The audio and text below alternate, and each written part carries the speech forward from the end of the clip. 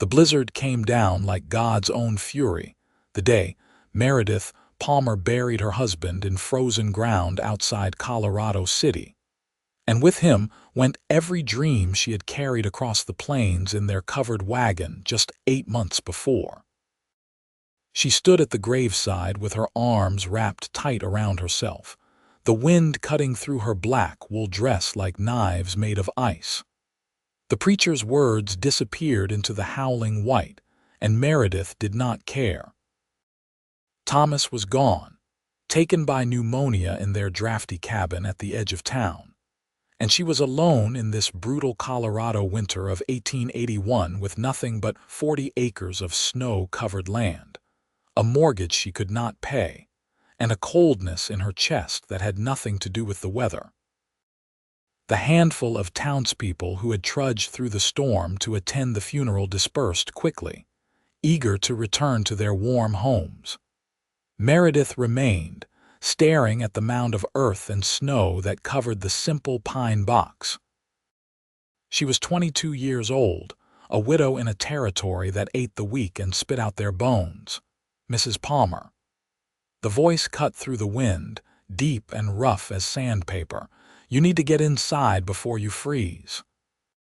She turned to find a tall man standing a respectful distance away, his wide-brimmed hat pulled low against the driving snow. She recognized him vaguely as one of the ranch hands from the larger spreads outside town, though she had never spoken to him. "I am fine," she said, her lips numb with cold. "No, madam, you are not."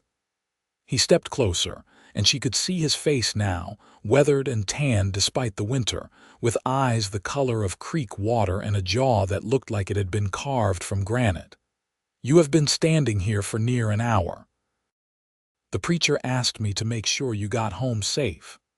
"How thoughtful of everyone to worry about me now," Meredith said, and her voice cracked with something that might have been anger or grief or both. "Where was all this concern when Thomas was coughing himself to death, and we had no money for a doctor?" The cowboy did not flinch. "I cannot answer that, madam, but I can get you home before you join him in that grave." The bluntness of it shocked her into moving. She turned away from Thomas's burial site and started walking, her boots sinking deep into the snow with each step. The cowboy fell in beside her, his long strides shortened to match her pace. He did not try to take her arm or offer empty condolences, and she was grateful for that at least. Her cabin sat at the far edge of town, isolated and wind-battered. Smoke should have been rising from the chimney, but there was nothing. Meredith's heart sank. The fire had gone out while she was at the funeral, and she had used the last of the easy kindling that morning. The cowboy saw it too. "You got wood, some." She pushed open the door, and the interior of the cabin was barely warmer than the outside. "I can manage." "With respect, madam, you do not look like you can manage much of anything right now." He stepped inside without invitation, his eyes sweeping over the sparse furnishings, the cold stove, the thin blankets on the narrow bed. "Where is your woodpile?" "Out back. But I said I can handle it myself." He ignored her, moving through to the back door. Meredith stood in the center of her frozen home, shaking now that she was out of the wind, and felt something inside her crack.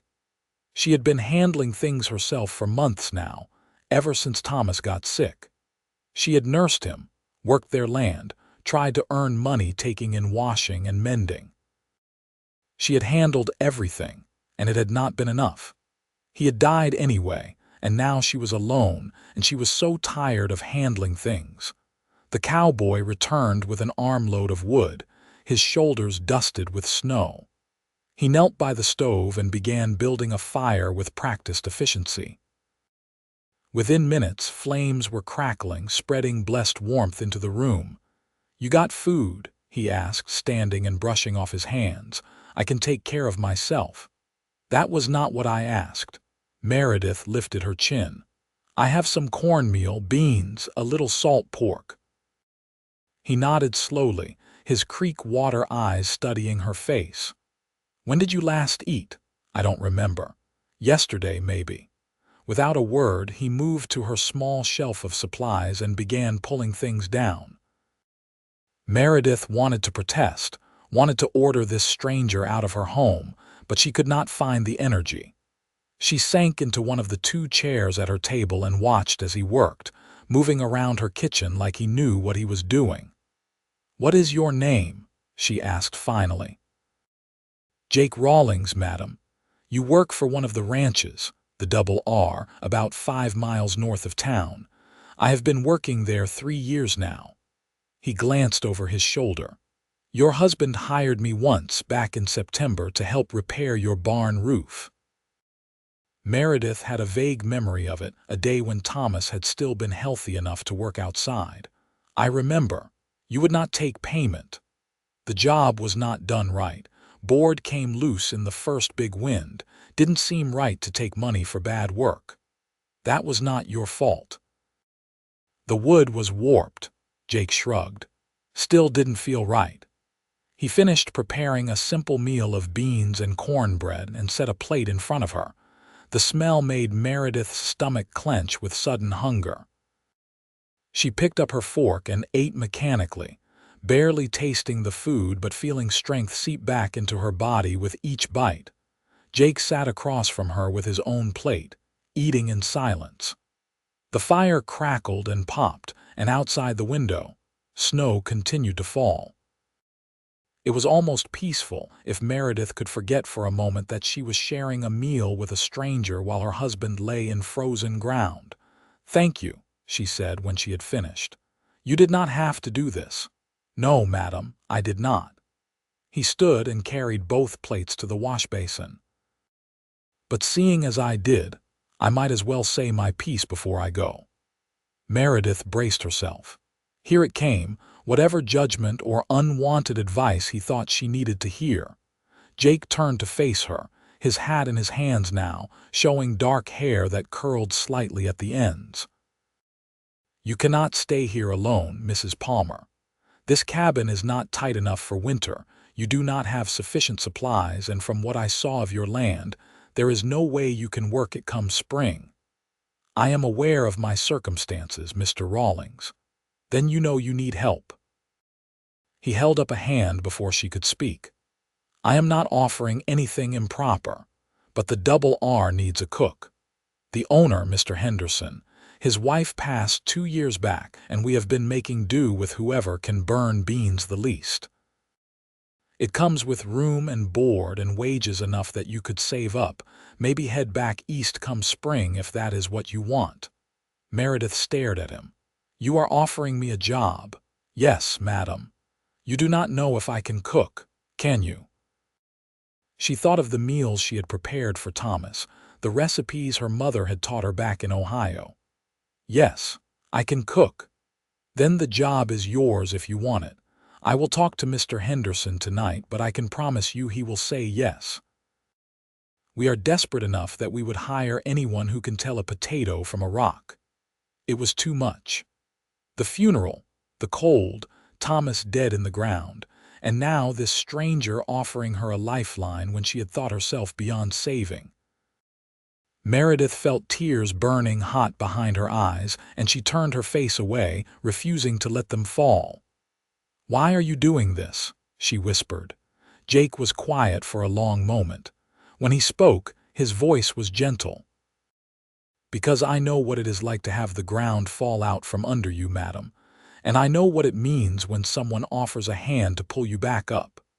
The tears came then, silent and scalding. Meredith pressed her hands to her face, her shoulders shaking. She heard Jake move, thought he might try to comfort her, but he did not. He simply stood across the room, giving her space to grieve, and somehow that kindness was worse than anything. When she finally regained control, she wiped her eyes with the back of her hand and looked at him. "I accept." "And thank you, Mr. Rawlings." "Jake," he said. "If we are going to be working together, you should call me Jake." "Meredith," she replied. "Though I suppose you should call me Mrs. Palmer in front of the others." "Yes, madam." He settled his hat back on his head. I will come by tomorrow morning with a wagon. Bring whatever you need. You can leave the rest here for now. Decide later what to do with the property." After he left, Meredith sat in front of the fire and watched the flames dance. She should feel something, she thought. Relief, maybe, or gratitude, or fear of this new path she was taking. But all she felt was numb, hollowed out, like the blizzard had scraped away everything inside her and left only an empty shell. The snow buried her hope that night, piling up against the cabin walls, covering the tracks that led to Thomas's grave. And Meredith let it, because hope had never done her any good anyway. Morning came gray and bitter. Meredith packed her belongings in 2 worn carpetbags and 1 small trunk, everything she owned in the world reduced to so little. She was locking the cabin door when Jake arrived with a sturdy wagon hitched to 2 horses, their breath steaming in the frozen air. "Morning," he said, climbing down. "Roads are rough, but we will manage." He loaded her bags without fuss, then helped her up onto the wagon seat. Meredith took one last look at the cabin where she had lived with Thomas, where they had planned their future during those brief, hopeful months before winter came. Then she turned her face forward and did not look back. The ride to the Double R took over an hour, the wagon creaking and sliding through deep snow. Jake drove with steady competence, his hands relaxed on the reins. He did not try to make conversation, and Meredith was grateful. She was not ready for small talk, for pretending that her world had not ended just yesterday. The ranch appeared gradually through the falling snow, first the fences, then the outbuildings, and finally the main house, a sprawling structure of logs and stone that looked like it had grown up from the earth itself. Smoke rose from 3 chimneys, and even from outside, Meredith could hear the sounds of men and animals, the noise of a place that was alive and working. "Mr. Henderson lives in the big house with his daughter," Jake explained as he pulled the wagon to a stop near the back entrance. "You will have a room off the kitchen. It is small but private and warm." He helped her down, his hands firm around her waist, and Meredith was suddenly aware of how close they were standing. She stepped back quickly, flustered in a way that felt wrong so soon after burying Thomas. The kitchen door opened and a girl of about 16 emerged, wrapped in a thick shawl. She had blonde hair pulled back in a braid and curious blue eyes that fixed immediately on Meredith. "Is this her, Jake? The new cook?" "Mind your manners, Sarah," Jake said, but his tone was affectionate. "This is Mrs. Palmer. Mrs. Palmer, this is Sarah Henderson." "Pleased to meet you," Meredith said automatically. Sarah bounded down the steps, apparently immune to the cold. "Oh, I am so glad you are here. The men have been complaining about the food for weeks, and Papa said if one more person got sick from undercooked beans, he was going to make them all cook for themselves." Despite everything, Meredith felt her lips twitch. "I will do my best to keep everyone healthy." "Come inside. You must be frozen." Sarah grabbed one of Meredith's bags and led the way into the kitchen. The warmth hit Meredith like a physical thing, and she nearly gasped with relief. The kitchen was large and well-equipped, with a massive cast-iron stove, long wooden counters, and shelves stocked with supplies. A door on the far side stood open, revealing a small room with a narrow bed, a dresser, and a window that looked out over the snowy fields. "That is your room," Sarah said, setting down the bag. "I know it is not much, but we put fresh linens on the bed, and there is space in the dresser for your things." "It is perfect," Meredith said, and meant it. After the drafty cabin, this felt like luxury. Jake brought in the rest of her belongings, then excused himself to get back to work. Sarah stayed, chattering happily about the ranch, the men who worked there, and her father, who apparently spent most of his time worrying about the cattle and the weather. "We have 15 men here through the winter," Sarah explained. Jake is the foreman, so he eats with us in the main dining room, but the rest take their meals in the bunkhouse. You will cook for everyone, including Papa and me. Is that all right? Yes, of course. Meredith removed her coat and hung it on a peg by the door. When do they expect dinner? 6 o'clock, usually. But today, since you just arrived, we can make it later if you need time to settle in. Meredith shook her head. I would rather keep busy. If you show me what you have, I can start preparing something now. Sarah's face lit up. Really? Oh, you are going to work out wonderfully, I can tell. They spent the next few hours working side by side, and Meredith found herself relaxing slightly in the girl's cheerful presence.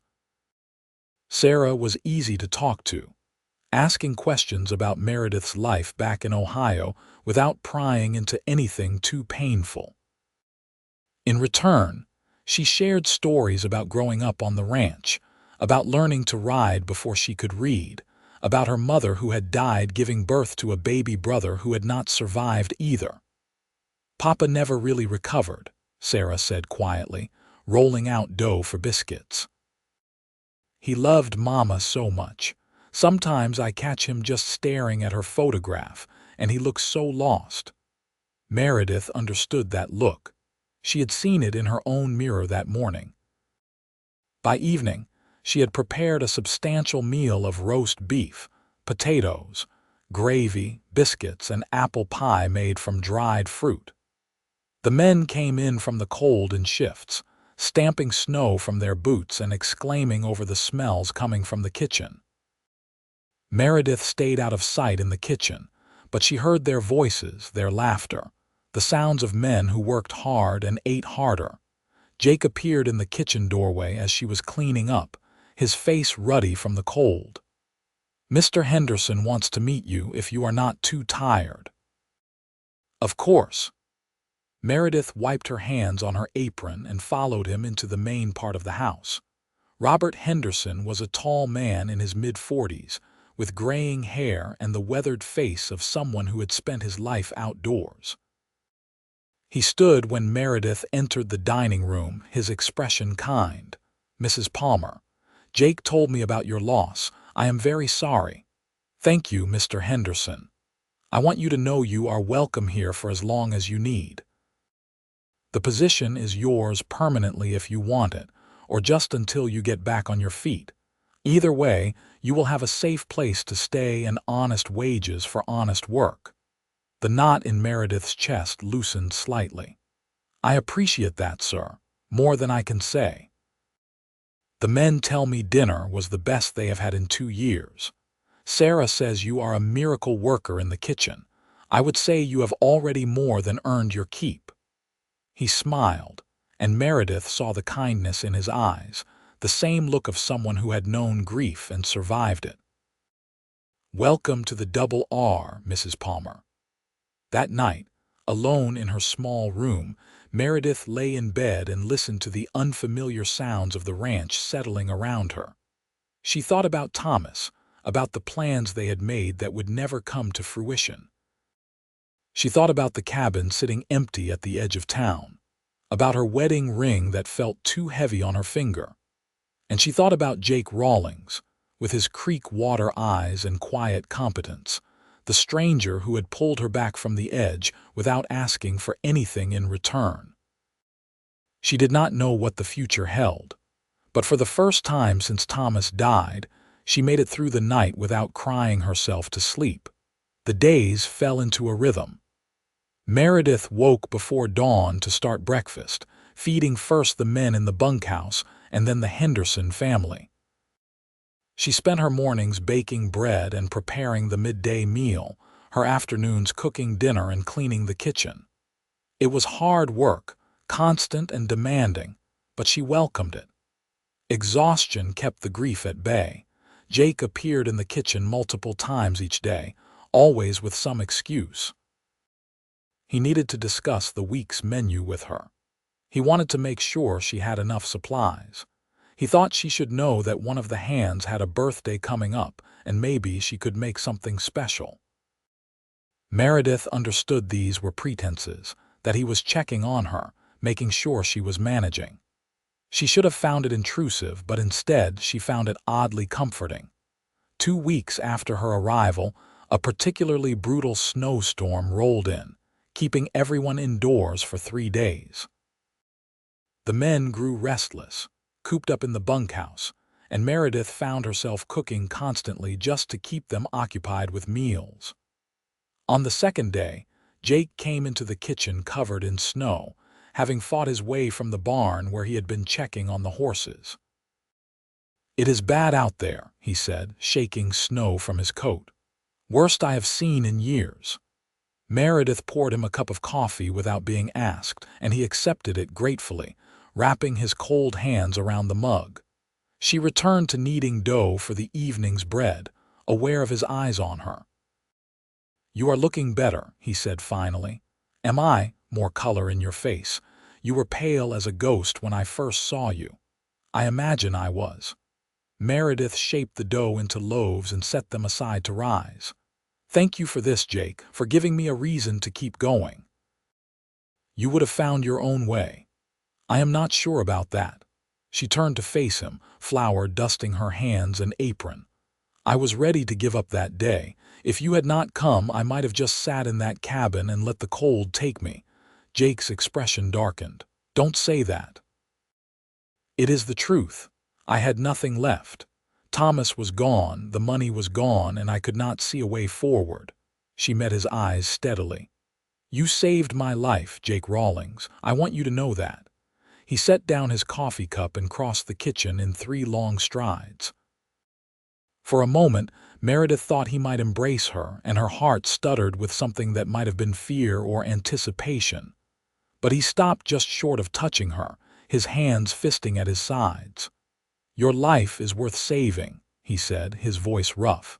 "Don't ever think otherwise." The intensity in his gaze made Meredith's breath catch. She was suddenly aware of how alone they were, of the storm howling outside, of the way Jake was looking at her like she was something precious and breakable. "I should check on the bread," she said, stepping back and breaking the moment. Jake nodded but did not move immediately. "Meredith," he said, using her first name for the first time, "if you need anything, anything at all, you tell me. I will." After he left, Meredith stood in the warm kitchen with her heart racing and tried to tell herself it meant nothing. Jake was a kind man, that was all. He had helped her out of Christian charity, and his concern was purely friendly. The fact that she had noticed the breadth of his shoulders, the way his eyes crinkled when he smiled, the gentleness in his rough hands, none of that meant anything. She was a widow of barely a month. She had no business noticing anything about any man, but when she lay in bed that night, listening to the storm rage outside, it was Jake's face she saw in the darkness, Jake's voice she heard saying her name. Winter deepened. Meredith settled more fully into life at the ranch, and slowly, so slowly she barely noticed it happening, the crushing weight of grief began to lift. She would never forget Thomas, never stop feeling the ache of losing him. But she found she could think of him now without wanting to curl up and die. She could remember the good times, the laughter they had shared, without being swallowed by the pain of his absence. Jake was a constant presence in those days, always nearby but never intrusive. He taught her how to navigate the ranch during storms, showing her the ropes strung between buildings that served as guides when the snow fell too thick to see. He brought her little gifts, a book of recipes he had found in town, a warmer shawl when he noticed her old one was threadbare, a carved wooden spoon that fit her hand perfectly. "You made this?" she asked, turning the spoon over in her hands. "Helps to have something to do in the evenings." Jake looked almost embarrassed. "If you do not like it, I love it." And she did, could picture him sitting in the bunkhouse on long winter nights, carefully carving the smooth wood into something useful and beautiful. "Thank you." She started finding excuses to seek him out as well. She would ask his opinion on the menu, request his help moving heavy sacks of flour, invite him to test new recipes. Sarah noticed, giving Meredith knowing looks that made her blush and protest that she was just being friendly. "Jake is a good man," Sarah said one afternoon as they worked together in the kitchen. "The best on the ranch. Papa says he does not know what he would do without him. He has been very kind to me. He looks at you different than he looks at other people." Sarah grinned. "All soft, like you might break if he looks too hard." "Sarah, that is not appropriate. I am just saying what everyone has noticed. Even the hands are talking about it. They think Jake is sweet on you." Meredith's hands stilled in the bread dough. "That is ridiculous. I am in mourning." "Grief does not stop a heart from feeling, Mrs. Palmer, and it has been almost 2 months now. You are allowed to live again." Was she? Meredith was not sure. Some days it felt wrong to smile, wrong to enjoy the sunshine when it finally broke through the clouds, wrong to feel anything but sorrow. But other days, she caught herself laughing at something Jake said, or humming while she cooked, or looking forward to the morning just so she could see his face across the breakfast table. In early March, the snows began to melt, revealing the brown earth beneath. The ranch came alive with activity as the men prepared for spring calving and fence repairs. Meredith stood in the kitchen doorway one morning, watching Jake work with a young horse in the corral, his movements patient and sure. "He is teaching that mare not to fear the saddle," Mr. Henderson said, appearing beside her. "Jake has a gift with animals, with people too, I think." Meredith glanced at him. "Sir, I have seen the way he looks after you, Mrs. Palmer. And I have seen the way you watch him when you think no one is paying attention." Mr. Henderson's expression was gentle. "I want you to know I have no objection. Jake is like a son to me. If something were to develop between you two, you would have my blessing." "Mr. Henderson, I could not possibly. It is too soon." "It is too soon when you say it is too soon and not a moment before." He patted her shoulder. "Just know that you have my support, whatever you decide." That night, unable to sleep, Meredith pulled on her coat and stepped outside. The air was crisp and clean, smelling of wet earth and new growth. Stars blazed overhead in a sky so vast it made her feel tiny and infinite all at once. Could not sleep either. She jumped, pressing a hand to her heart. Jake emerged from the shadows near the barn, his own coat unbuttoned despite the chill. "I did not mean to startle you. It is all right."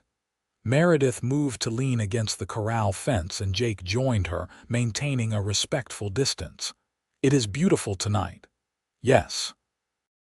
But when she glanced at him, he was looking at her, not the sky. The awareness between them was suddenly electric, undeniable. Meredith's breath caught in her throat. She should go inside, should run back to the safety of her small room and lock the door against the feelings swelling in her chest. But she did not. She stayed right where she was, close enough to Jake that she could feel the warmth radiating from his body. "Meredith," he said softly, "I need to tell you something, all right? I have not been able to stop thinking about you since the day I first saw you at that graveside. I know it is too soon. I know you are still mourning your husband, and I swear I am not trying to take advantage, but I cannot keep pretending I do not feel what I feel." He turned to face her fully. "I am falling in love with you. Maybe I already have fallen. And I needed you to know, even if it means you ask me to leave you alone from now on." Meredith's heart hammered against her ribs. She should tell him it was too soon, should insist that she needed more time. But standing here under the stars with this good, kind man who had saved her in more ways than one, she found she could not lie. "I do not want you to leave me alone," she whispered. Hope flared in Jake's eyes. "You don't?" "No, she took a breath, steadying herself. "I feel it too, Jake. And it terrifies me. I loved Thomas, I did, and it feels like a betrayal to have these feelings for you, but I cannot help it. When I see you, I feel alive again. When you are near, I can breathe. You make me want to keep living, keep fighting. Is that wrong? No. Jake reached out slowly, giving her time to pull away, and cupped her face in his hand. His palm was warm and rough against her skin. There is nothing wrong with choosing to live, Meredith. Your husband would not have wanted you to bury yourself alongside him. How can you know that? Because any man who truly loved you would want you to be happy, even if he could not be the one to make you so. A tear slipped down Meredith's cheek, and Jake brushed it away with his thumb. She leaned into his touch, letting herself have this moment of comfort, of connection. It had been so long since anyone had held her with tenderness. I am not asking you for anything, Jake said. I just needed you to know how I felt. We can take this as slow as you need, or not at all if that is what you want. I do not know what I want, Meredith admitted. Everything is so confused in my head and my heart, but I know I do not want to lose you. Can that be enough for now? That is more than enough. Jake smiled, and it transformed his entire face, making him look younger, lighter. I am a patient man, Meredith Palmer. I can wait. He lowered his hand and stepped back, and Meredith immediately missed his warmth. They stood together in comfortable silence, watching the stars wheel overhead, and something inside Meredith began to thaw. Hope, she realized. The thing she had thought buried forever in the snow. Jake had dug it out, dusted it off, and was offering it back to her with those steady, gentle hands. And maybe, just maybe, she was ready to take it. Spring arrived in earnest, bringing longer days and warmer temperatures. The ranch exploded into activity with calving season, and Meredith found herself cooking for exhausted men who worked around the clock to ensure the survival of the new calves. Jake was rarely at the main house, spending most of his time in the fields and barns, but when he did appear, he always sought Meredith out, even if just for a quick smile or a brief touch of hands. Their relationship developed in these small moments. Jake teaching Meredith to ride on a gentle mare, his hands steadying her waist as she learned to balance in the saddle. Meredith saving the best portions of each meal for Jake, making sure he ate properly despite his grueling schedule. Stolen conversations in the kitchen after everyone else had gone to bed, talking about their pasts, their dreams, everything and nothing. I came west from Tennessee, Jake told her one night, sitting at the kitchen table while she prepared tomorrow's bread. My family had a farm, but it was destroyed during the war. My parents both passed from fever afterward, and there was nothing left for me there. So I headed west, figured I could make a fresh start. That must have been hard, losing everything. It was. But I learned that sometimes the only way forward is to keep moving, keep putting one foot in front of the other. Eventually, you look back and realize you have traveled further than you ever thought possible. Meredith shaped a loaf with careful hands. Is that what I am doing? Just putting one foot in front of the other. Yes, and doing a fine job of it. Jake reached across the table and took her hand, flour and all. You are stronger than you know, Meredith. She turned her hand in his, lacing their fingers together. I do not feel strong. Strength is not about never falling down. It is about getting back up every time you do. And you have gotten back up against odds that would have crushed most people. Looking into his eyes, Meredith felt something shift inside her. She had been thinking of herself as broken, as a woman who had lost everything and was merely surviving on borrowed time and charity. But Jake saw her differently. He saw strength, resilience, courage. And maybe, if he could see those things in her, they were actually there. Jake, she said softly. Would you kiss me? His eyes widened. Are you sure? No, but I want you to anyway. He stood slowly, still holding her hand, and drew her up to face him. His free hand came up to cup her cheek, and he searched her face as if memorizing every detail. Then, so gently it made her heart ache, he lowered his lips to hers. The kiss was soft, tentative, asking rather than demanding. Meredith's eyes fluttered closed and she leaned into him, letting herself feel the warmth of his mouth, the tenderness of his touch. It was nothing like kissing Thomas had been, and that caused a pang of guilt even as pleasure sparked through her veins. But this was Jake, solid and real and here, and she was alive, and maybe that was all right. When they finally pulled apart, Jake rested his forehead against hers. "I have been wanting to do that for months. I am glad you did.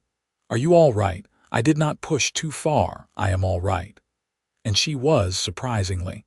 She felt no crushing guilt, no sense of betraying Thomas's memory, just a gentle warmth, a rightness that settled into her bones. "I think I am better than all right." Jake smiled and kissed her again, longer this time, deeper. Meredith wound her arms around his neck and let herself sink into the sensation, into the promise of something new beginning even as the old continued to heal. From that night forward, their relationship blossomed. Jake courted her properly, with the full knowledge and approval of Mr. Henderson and Sarah. He brought her wildflowers from the meadows, took her on evening rides to watch the sunset, held her hand when they walked together after dinner. The ranch hands teased Jake mercilessly, but he took it with good humor, clearly too happy to care about a little ribbing. Meredith found herself smiling more, laughing easier.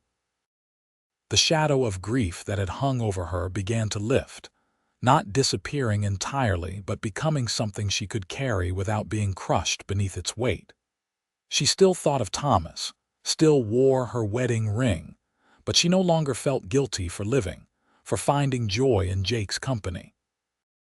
In late April, Jake asked her to accompany him into town. They made the trip in a wagon, the spring sun warm on their faces, and Meredith felt almost giddy with the novelty of it. She had not left the ranch since arriving in January, and the simple act of going somewhere felt like an adventure. Colorado City was beginning to thaw, the streets muddy but passable. Jake helped her down from the wagon and offered his arm, which she took with a smile.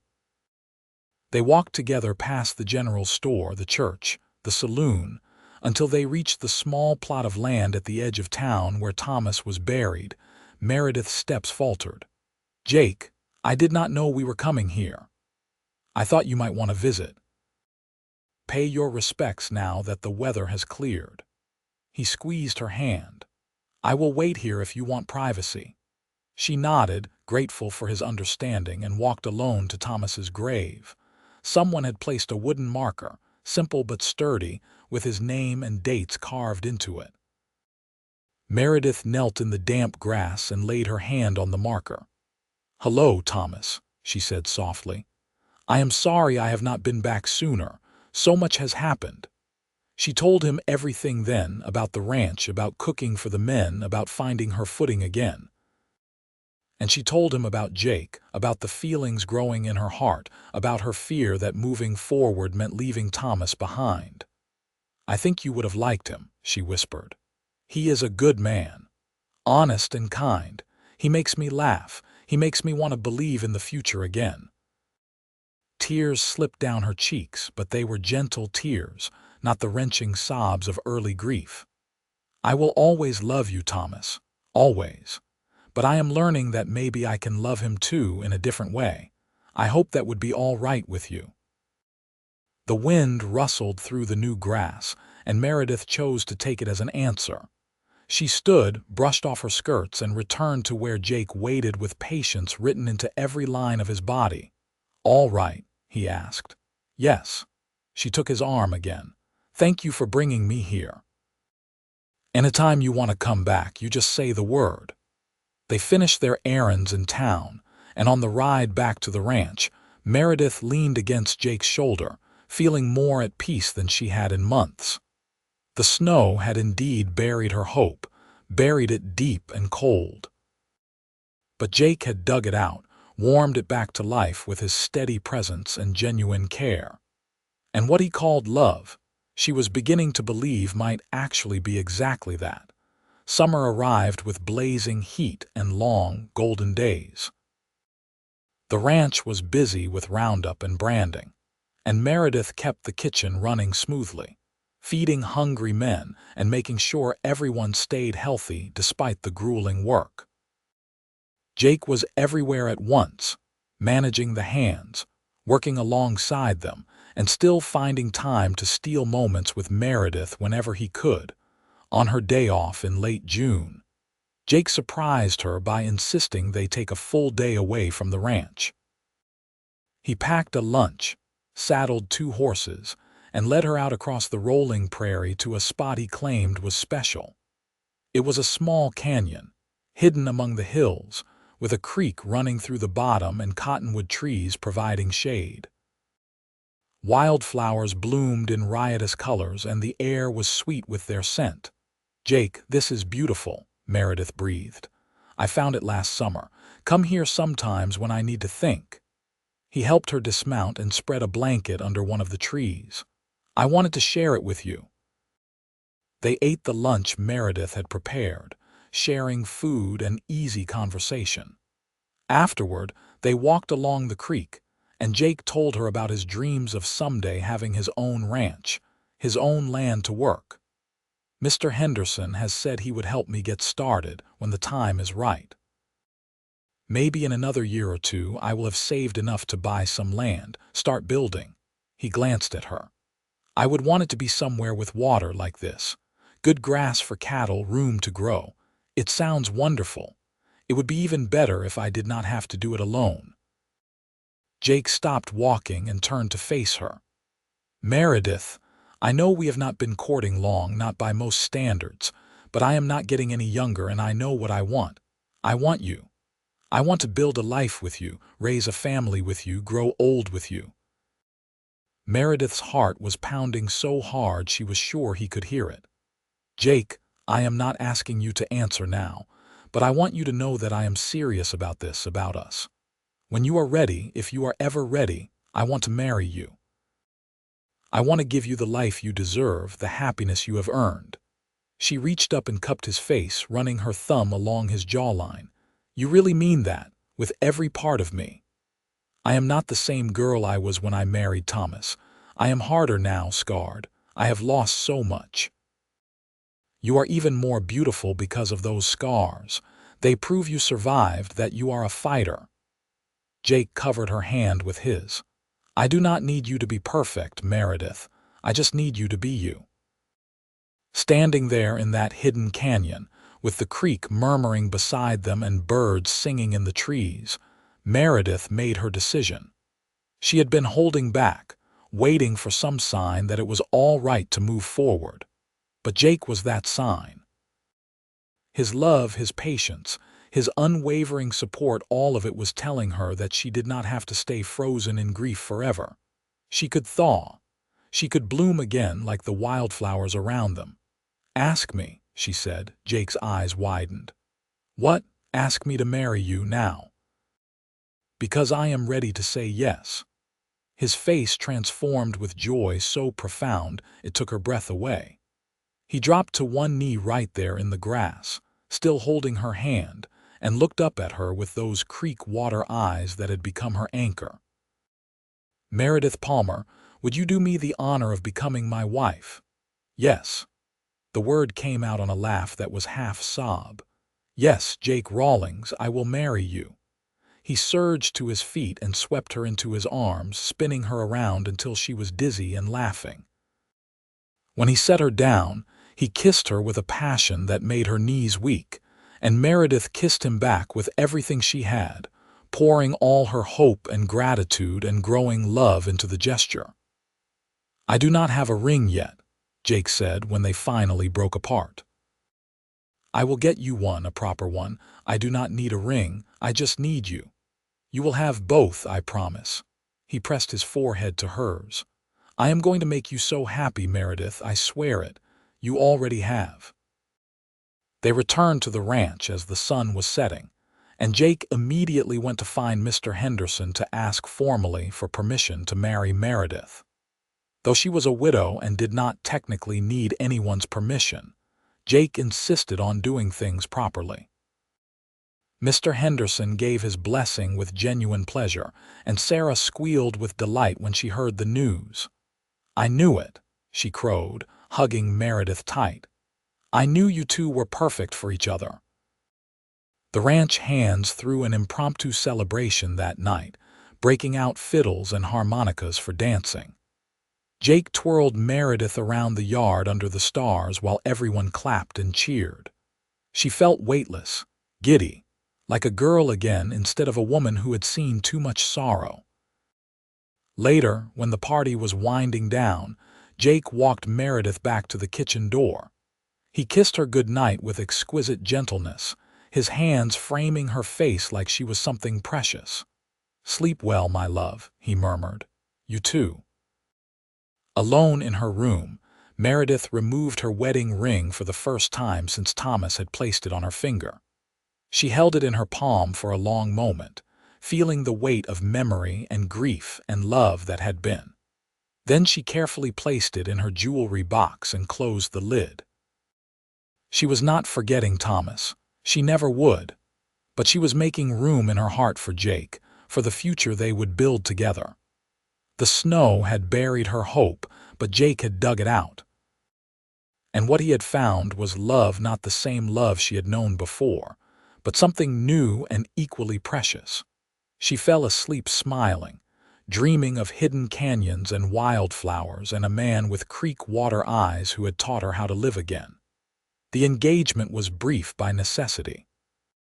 Ranch life did not allow for long courtships or elaborate wedding plans. Jake wanted to be married before the hard work of autumn began, and Meredith saw no reason to wait. They had both already lived through one long winter apart. She had no desire to face another one unmarried. They were wed in late August in the small church in Colorado City. Meredith wore a simple dress of pale blue calico that Sarah had helped her sew, and Jake wore his Sunday best with a new vest he had purchased for the occasion. Mr. Henderson gave Meredith away, and Sarah served as her maid of honor.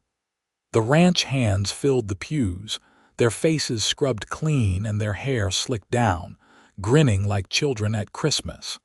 The ceremony was simple but heartfelt.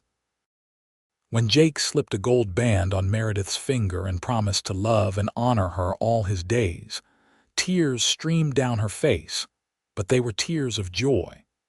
She made her own vows with a steady voice, promising to stand beside him through whatever trials came, to build a life and a family with him. "You may kiss your bride," the preacher said, and Jake did thoroughly, to the whoops and hollers of the assembled guests. The reception was held back at the ranch, with tables set up in the yard and more food than Meredith had cooked in weeks. She had insisted on preparing some of it herself, though Sarah had forbidden her from working on her actual wedding day.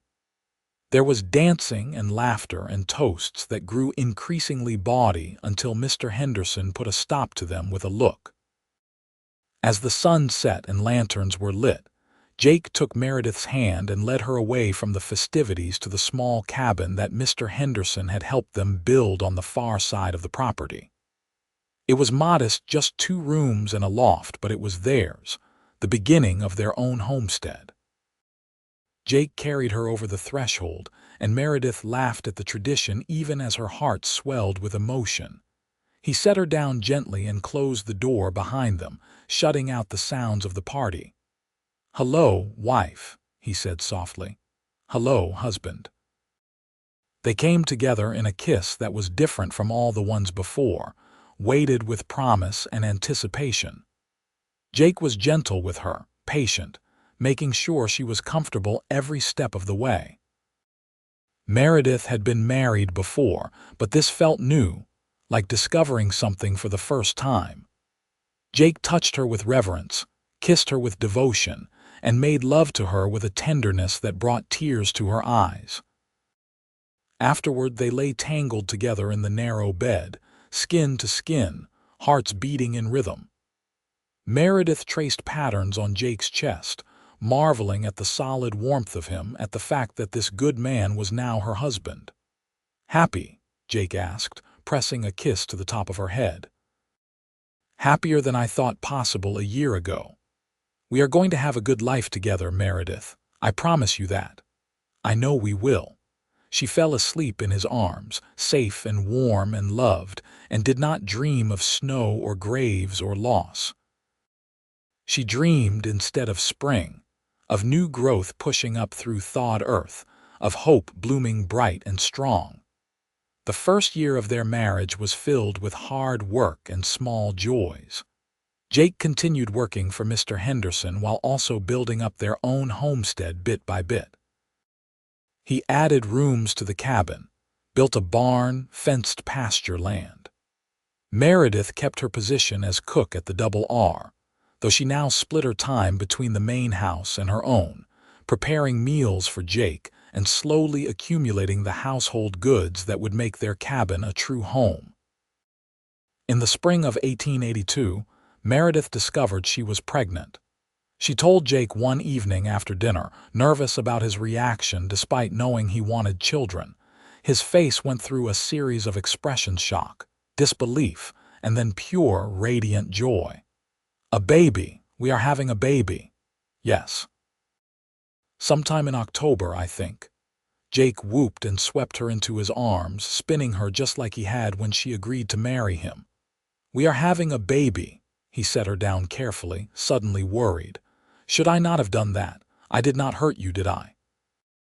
"Jake, I am pregnant, not made of glass." "I know, but I want to be careful. You are carrying the most precious thing in the world now."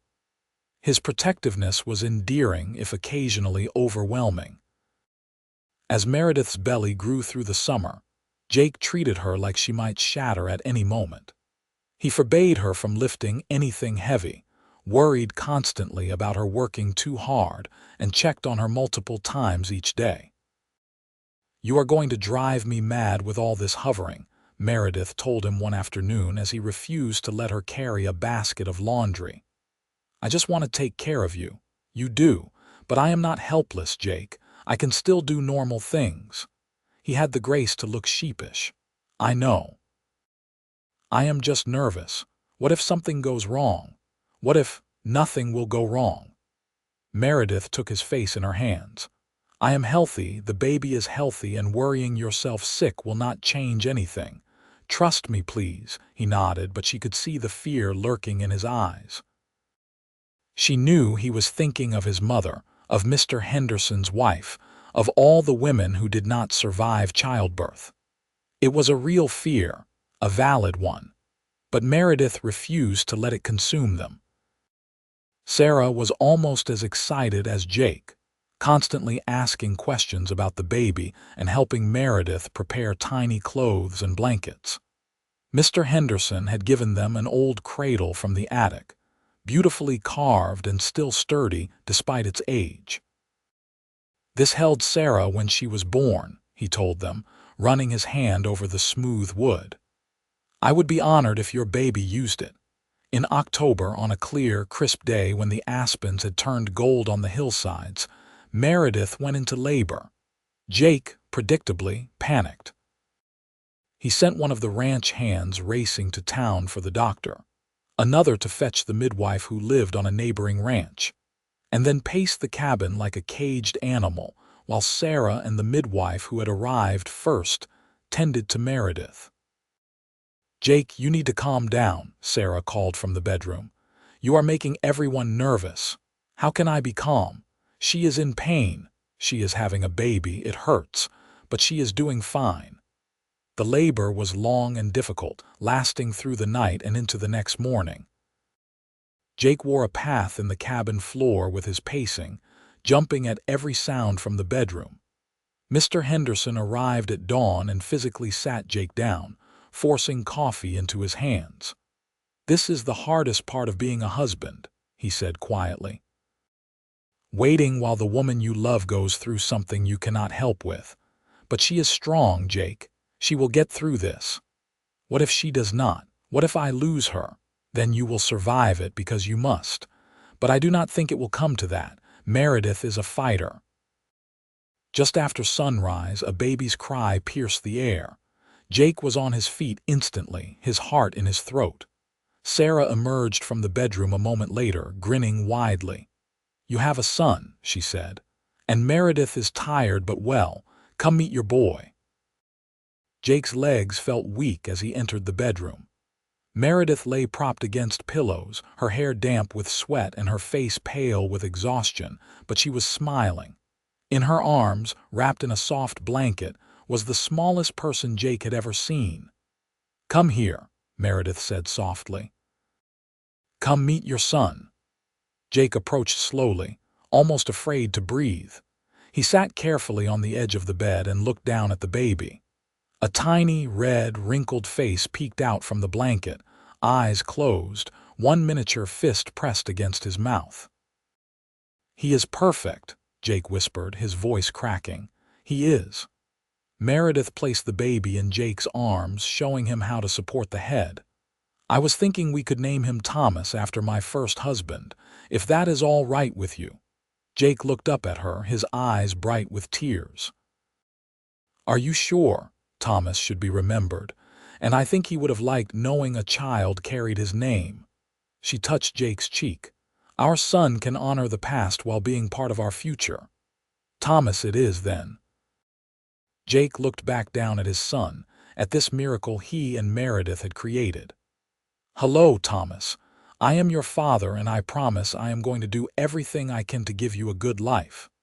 The baby yawned, a huge gesture for such a tiny person, and Meredith laughed softly. "I think he approves." That winter was the happiest of Jake's life. He worked hard through the cold months, coming home each evening to Meredith and baby Thomas, to warmth and love, and the sound of his son's gurgles and cries. Thomas was a healthy baby, growing strong and loud, keeping them both up at night but filling their lives with joy. Meredith marveled at the difference 1 year could make. Last winter, she had been buried under snow, drowning in grief, ready to give up. This winter, she had a husband who loved her, a beautiful son, and a home that felt solid and real. The pain of losing Thomas Palmer would always be part of her, but it no longer defined her. She had survived. She had rebuilt. She had learned to love again. Jake was an attentive father, always eager to hold his son, to walk the floor with him when he fussed, to simply stare at him in wonder. Meredith would find him sometimes in the middle of the night, sitting in the rocking chair with Thomas asleep on his chest, both of them at peace. "You are a natural," she told him one evening. "I just love him so much. I never knew I could feel this way about anyone except you. The heart has room for all kinds of love." Meredith leaned against Jake's shoulder, watching their son sleep. "I learned that the hard way, but I learned it." Spring came again, and with it, new growth, both literal and figurative. Jake had saved enough money to buy a small herd of cattle, the beginning of their own ranch. Mr. Henderson helped them register their brand and even sold them some of his land at a good price, expanding their property significantly. "You are family," he said when Jake protested the low cost, "and I want to see you succeed."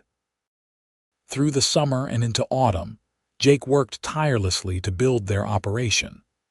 Meredith helped when she could, balancing motherhood with the endless tasks of ranch life. Thomas grew from a baby into a toddler, taking his first steps in the dooryard of their cabin, saying his first words while sitting on his father's lap. 2 years after Thomas was born, Meredith gave birth to a daughter they named Emily Rose.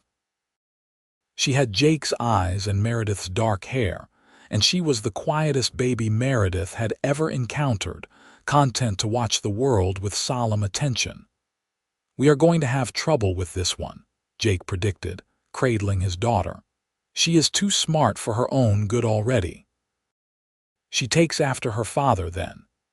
Their family grew, their ranch prospered, and the years rolled by with the steady rhythm of seasons.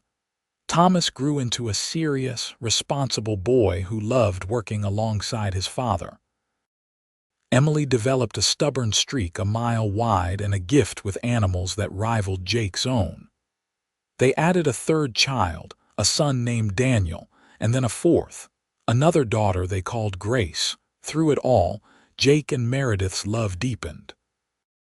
They had their struggles, of course, bad years when the cattle prices dropped, harsh winters that tested their endurance, illnesses that scared them. But they faced everything together, partners in truth as well as name. On their 10th anniversary, Jake took Meredith back to the hidden canyon where he had proposed. They rode out in the early morning, leaving the children with Sarah, who still lived at the Double R and doted on the Rawlings children like they were her own nieces and nephews. The canyon was just as beautiful as Meredith remembered, wildflowers blooming in the summer heat, the creek running clear and cold. They spread a blanket under the cottonwoods and sat together, Jake's arm around Meredith's shoulders.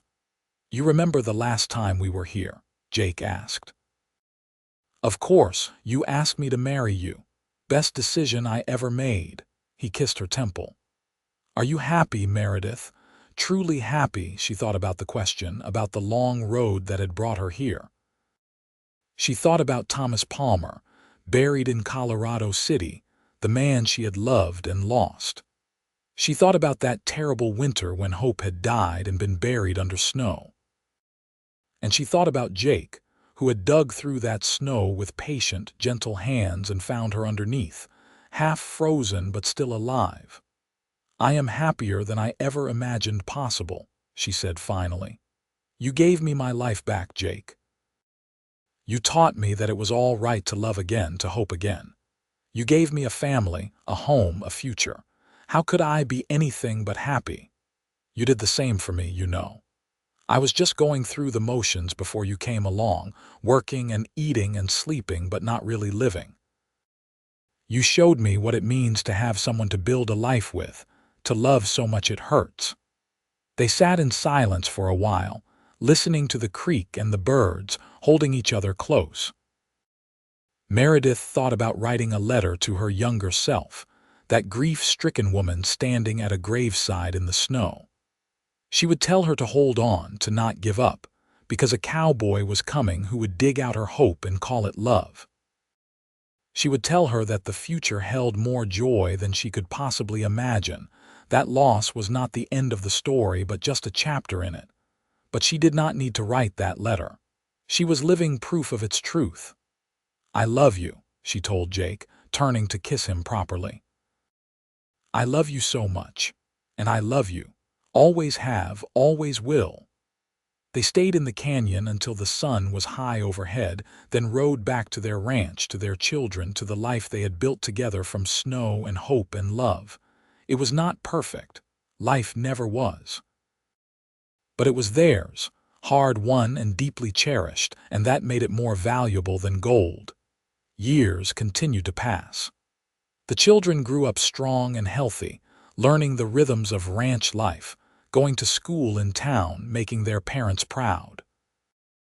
Thomas, the eldest, eventually took over much of the day-to-day running of the ranch, showing a head for business that complemented Jake's skills with animals and land. Emily married a young lawyer from Denver and moved to the city, though she visited often. Daniel became a veterinarian, the first in the family to go to university, and returned to practice in Colorado City. Grace, the baby, showed no signs of settling down, declaring at 16 that she intended to see the world before choosing where to plant roots. Jake and Meredith watched their children's paths with pride and occasional worry, but mostly with the satisfaction of knowing they had raised them well. They had given them love and stability, shown them how to work hard and dream big, taught them that loss was survivable and love worth the risk. On a golden autumn day in 1901, 20 years after their wedding, Jake and Meredith sat on the porch of their home and watched the sunset paint the sky in shades of orange and pink. They were older now, gray threading through their hair, lines marking their faces. But Jake still took Meredith's hand in his, and she still leaned against his shoulder, and the comfort between them was as deep as ever. "You remember the first day we met?" Meredith asked. "At Thomas's funeral. How could I forget? I was so lost that day, so certain that my life was over. And now I know that endings and beginnings are often the same thing. Thomas's death was an ending, yes, but it was also the beginning of us." She squeezed Jake's hand. "I would not trade these 20 years for anything in the world. Not even to have Thomas back, to have never known loss." Meredith considered this carefully. It was a question she had asked herself many times over the years, feeling guilty for the happiness she had found in the wake of tragedy. But she had come to understand that life was not so simple as choosing one path over another. She had loved Thomas and she loved Jake. Both were true, both were real. "I would always choose less loss if I could," she said finally. "But I would not unmake my life with you, Jake. I cannot regret the path that brought me to you, to our children, to this beautiful life we have built." "Does that make me terrible?" "It makes you human. It makes you a survivor." Jake kissed the top of her head. "And it makes me the luckiest man alive, because somehow, despite everything, you chose me. You chose me first. You saw me at my worst, my most broken, and you decided I was worth saving." "You were always worth saving, Meredith. You just needed someone to remind you of that." They sat together as the stars began to appear, one by one, in the darkening sky. Inside the house, they could hear their youngest daughter practicing piano, the music drifting out through the open windows. From the barn came the soft sounds of animals settling for the night. This was their kingdom, their hard-won peace, built on foundations of loss and love. The snow had buried Meredith's hope that terrible winter of 1881. But Jake had dug it out with patience and kindness, with steady hands and a willing heart. And what he had found was not just hope, but the seeds of love, waiting only for the right conditions to bloom.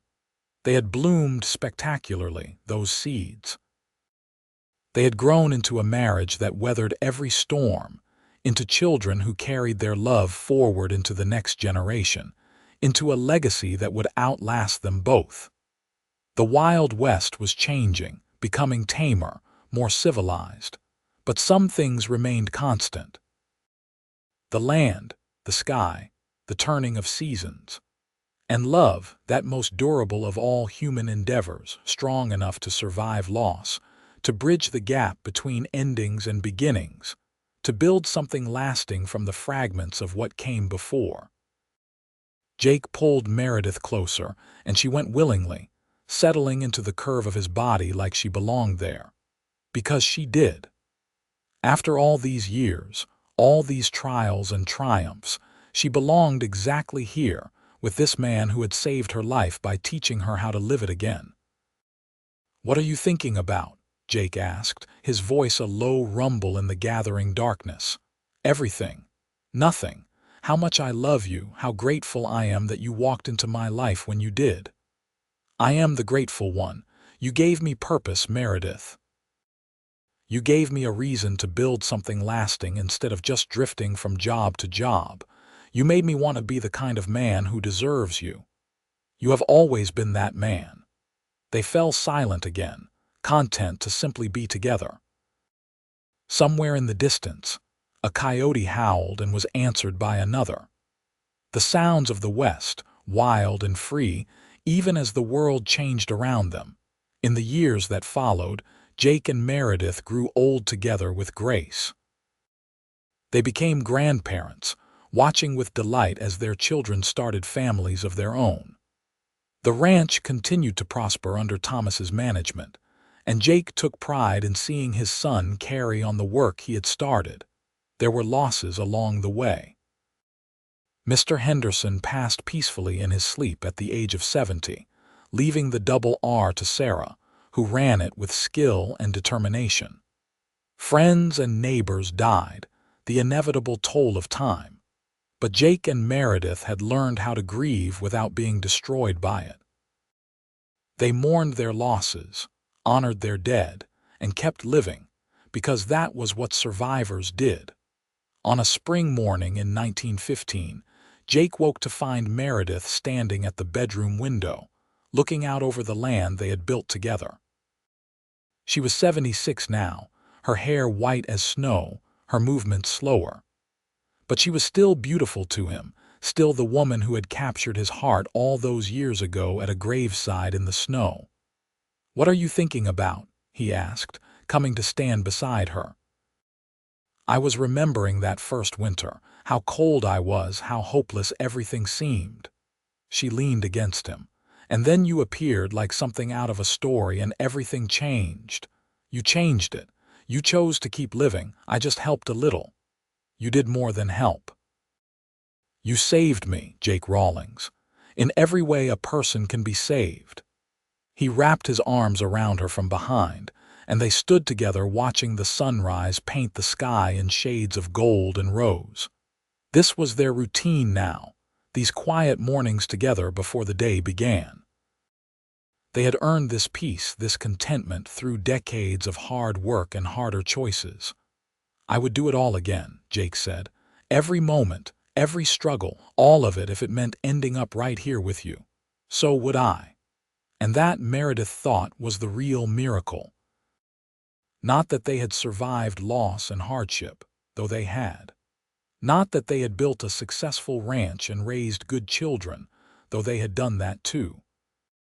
The real miracle was that they could look back on all of it, the joy and the sorrow alike, and say without hesitation that they would do it all again.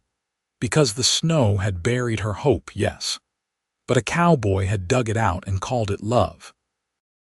And that love had sustained them through everything, had given them a life richer than either had dared to dream.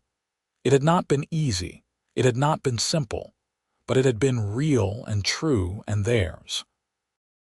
As the sun rose higher, flooding the world with light, Jake and Meredith turned away from the window and faced the new day together, hand in hand, heart to heart, exactly as they had done for more than 30 years. And as they moved through their morning routine, making breakfast and tending to the small tasks that filled their days, they carried with them the knowledge that they had won. They had taken the worst that life could throw at them and transformed it into something beautiful.